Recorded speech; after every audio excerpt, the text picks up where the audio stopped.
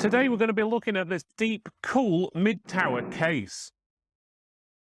Okay, so we've opened the box and this is what's inside the box. It was very well padded, actually one of the best padded and protected cases I've come across, with plenty of polystyrene and foam, which is really good. Now let's have a look at the side panel first. Let's take this piece of plastic off. There we go. Comes off pretty easily. And there is another piece of plastic on the inside of the glass. Now, if you want to take this glass off, what you have to do is unscrew the thumb screws on the back, and it slides back a little bit. It's held in place by sort of two little hooks, is probably the best way of putting it. But if you do let go, it will fall out. So once you've got it to that position, just lift and it'll come away. And that's what it actually looks like.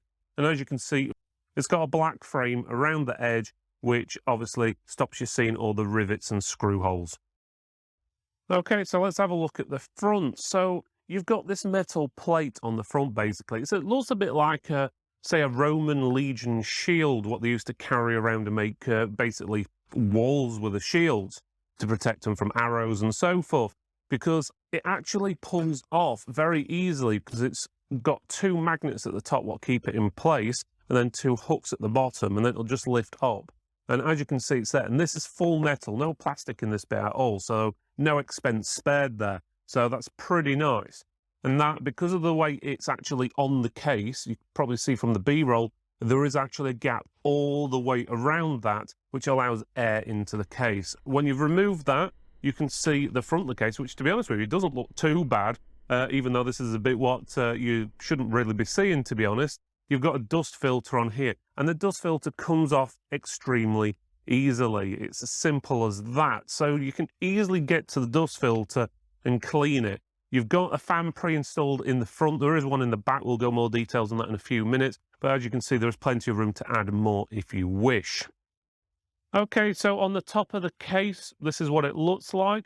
You've got your power button, first of all, there. You've got two USB 3.0 sockets, which are in sort of a turquoise colour rather than the traditional blue. You've got a microphone / headphone socket there, so it's a joint socket. You've got a reset button. You've got USB 3.1 Type-C socket there as well, so ideal for USB Type-C plugging stuff in.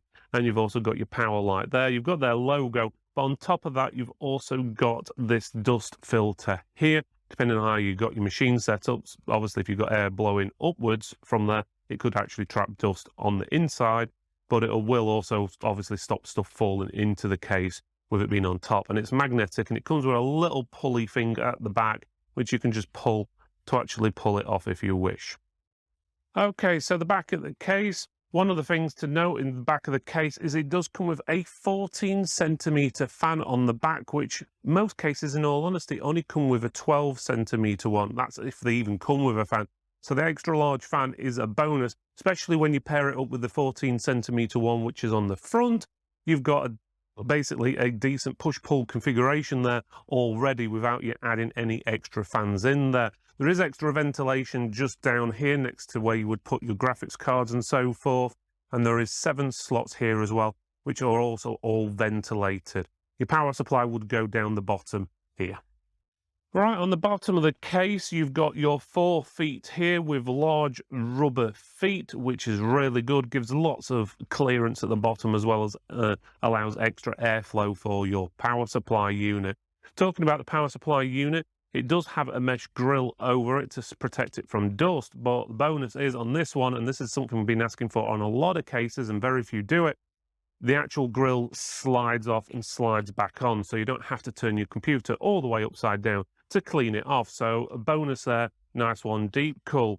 Otherwise, that's pretty much it for the bottom. There isn't a huge amount really to see, but one thing just to mention is this whole case all over, with the exception of the little bits of the actual feet and around the actual mesh, the whole case is basically metal, so it's not cheap plastic like you get on most cases on the market these days. Okay, so let's have a look at the inside of the case. Let's start at the bottom. So first of all, you've got a shroud that goes all the way across. There is no ventilation holes or anything really like that on the actual shroud. And there's no window on the side, so you can see what power supply in there, which can be a good and a bad thing. depending on if you've got a decent or a rubbish power supply. If you've got a decent one, you may want to actually see the actual power supply. Would have been nice to have an option of a cutout and maybe some sort of either plastic or rubber or even metal sort of clip what goes over it. If you wanted to show the DeepCool logo, you can do if you had a rubbish power supply, but if you've got a decent one, you can actually see it. So otherwise, on the inside, you've got a nice big cutout here. So that's plenty of room for the back of the CPU, so you can change, obviously, your cooler, like to a water cooler and so forth, if you wished after you'd fitted it. There's some mounting holes there, which are actually designed for the back. We'll talk about those in a few minutes. You do have some cutouts here, which are rubberized for all your cabling going to, for example, your motherboard or your graphics card. And talking about graphics card, it comes in with a graphics card bracket or a GPU bracket, which allows you to adjust the height as well with a couple of thumb screws.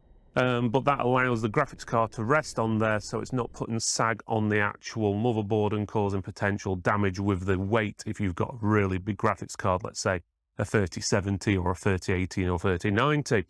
There are more holes just in the shroud. That's for cabling at the bottom, which is ideal. And again, there's more holes at the top, just up here and here, to basically put your cables for your fans or your CPU power and stuff like that. So there's plenty of cabling. The only thing what probably I would have improved on the inside is something to cover up these cables here from the I/O panel. I know they all are black and they sort of blend in. It's not too bad, but it would have been nice somehow just to cover that up somehow so you just don't see the cables dangling. Also, the fans, there isn't really anywhere to feed the fan cables through there either, unless you're going all the way through that way, which is a little bit of a shame, or you're going down the bottom here.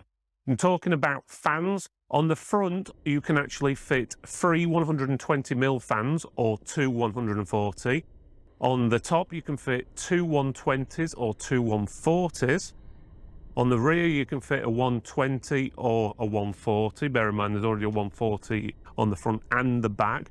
Radiator support. On the front, you can put on anywhere from a 120, 140, 240, 280, up to a 360mm on the front.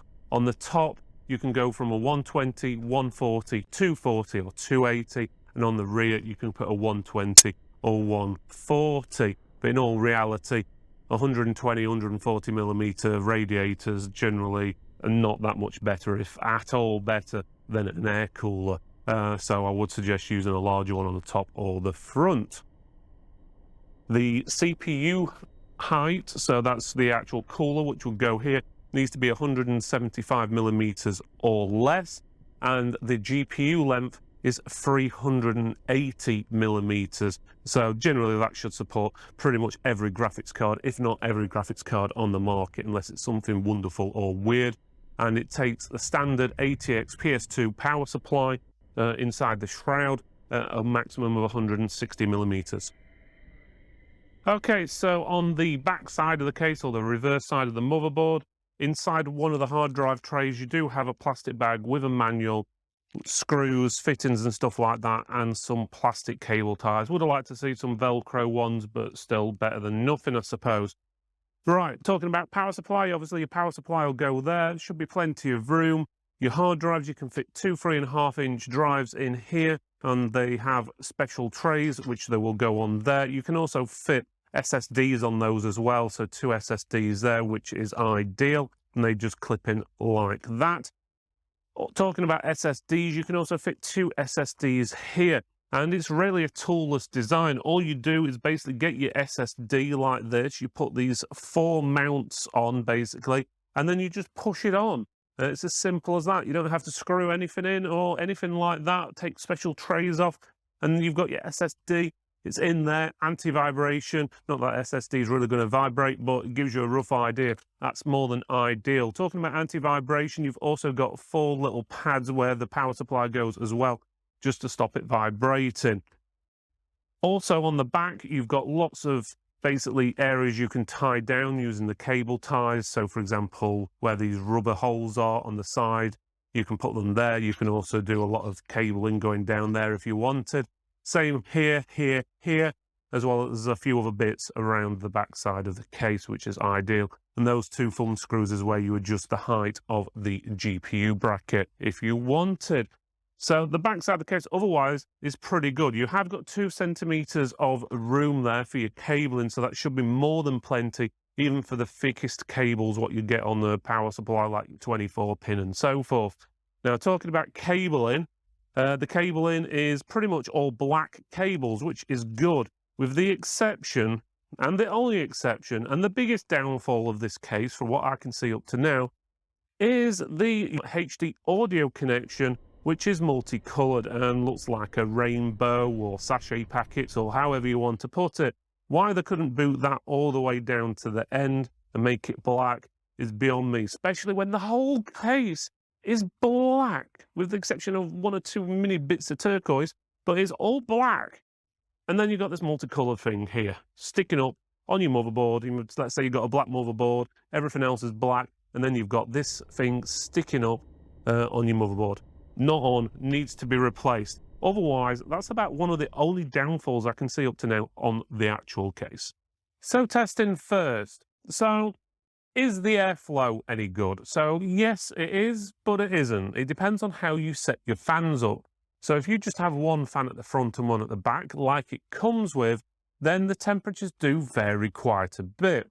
So for example, if you have the front on the case, which does impede the airflow slightly, the temperatures of our i7 12700K processor reached 85 degrees Celsius, but as soon as you take that front off, it drops down to 83 degrees Celsius.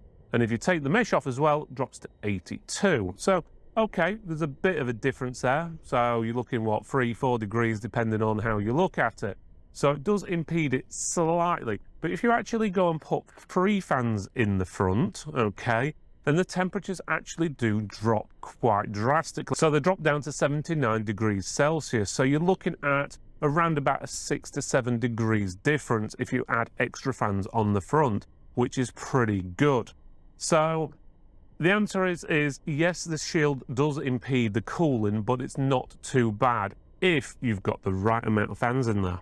So in conclusion, we've got a fairly decent case here, but it does have 1 or 2 niggly issues. One of them is that multicolored audio cable, which you'll probably see on the B-roll right now, as well as the cables what hang down at the top corner. But saying that, when you've got the glass on the case, you can't really see it that much, so it's not too much of a big deal. On top of that, you've got no cutout here for your power supply, which can be a good or a bad thing depending on how you want to look at it. If you've got a decent power supply, you can't show it off, but if you've got a rubbish one, you can hide it. So whichever way you want to look at that. Otherwise, I would suggest getting more fans in there, to be honest with you, especially if you're going for a high-end system. So if you're going for, let's just say, an i5, i7, i9, or a Ryzen 5, 7, so forth, then I would suggest adding a couple more fans on the front or swapping them out completely for different ones, or even adding ones on top if you're not adding a water cooler in there. But it's got plenty of possibilities. You've got plenty of room. You can add enough drives for the average person, more than plenty of room in there. It's got plenty of cooling if you set it up right. And it looks slightly different than your usual case. So I would actually recommend this product.